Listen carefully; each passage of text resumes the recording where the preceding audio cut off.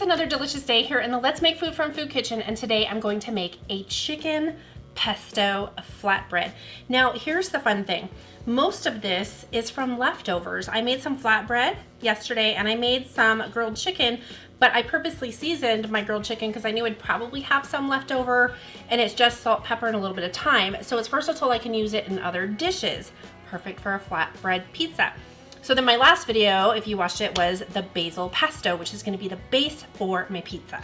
So now I just need to get a couple of tablespoons of my pesto onto my flatbread and spread it around.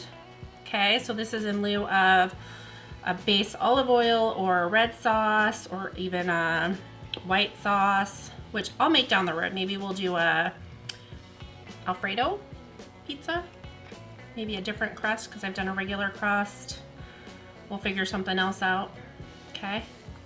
So I want to take the sauce pretty close to the edges, like so. Don't want to waste any. It's delicious. Okay.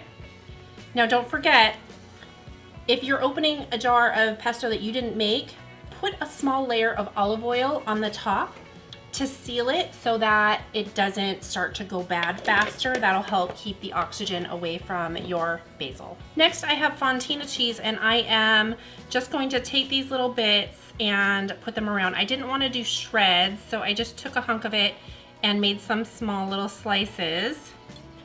I'm gonna be fairly generous with it, but I don't want to go too close to the edge or it's gonna bubble over the side.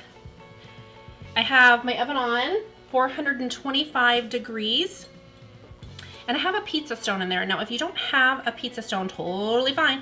All you need to do is just use a baking sheet. Okay, so I'm just working this out with the cheese. There we go. And the recipe that I have is for 2 pizzas. This is obviously going to be 1. Okay, and I'm gonna take my chicken, and this is chicken breast. And the reason I'm breaking it up is because this is gonna cook pretty quick in terms of the bread and the cheese, and if I have huge chunks of chicken, it's not gonna heat up enough. And the chicken's already cooked, so we don't want it to dry out too bad because chicken on a pizza can dry out really quickly. So I just wanna get some on there in little pieces, but I wanna make sure that they're not so big they will not be warm, okay?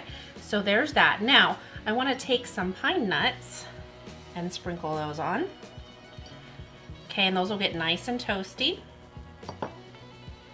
So I'm gonna put this directly on my pizza stone. It's gonna cook for about 8 minutes. You want the cheese to be nice and melty. Your crust is gonna start to get golden, and then I'm gonna pull it out and then we'll see what we've got. I'm gonna grab some arugula because we're gonna sprinkle some fresh arugula on top of there when it's done. So here we go, I'll see you in a short while. Okay. The pizza is done and out of the oven. Now I just need to put on some arugula. Okay. And then I have some fresh grated Parmesan cheese left over from when I did my pesto. And I'm gonna sprinkle that on too, because I love cheese. Okay. Get rid of that, and there we go. There is my beautiful pizza. Now you can optionally crack some pepper on there, sprinkle a little salt. It's entirely up to you and your taste. You can, of course, cut this up, but this is such a snack-sized pizza that I'm not going to. Ooh, crunch. Mmm, mmm. Mmm. Love it. So here's one of the important key things to this pizza turning out is when you cook your chicken, especially since I use chicken breast, don't overcook it in the first place. Cook it till it's just no longer pink and then pull it. You don't want to have overcooked chicken to begin with because this can be really dry if you're not careful with that chicken breast. So, I mean, you could use chicken thigh if you wanted to, if you were making something with chicken thigh and had that left over too, that's perfectly fine, and it doesn't dry out as bad as chicken breast does, but this turned out perfectly.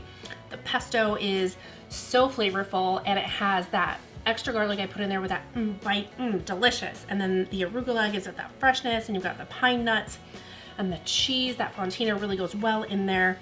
It's a fabulous mixture and a great snack. I'm going to go enjoy it. If there's something you'd like to see me make, tell me what it is down below. Thanks for joining me here today in the Let's Make Food from Food Kitchen. From my kitchen to yours, let's make food from food.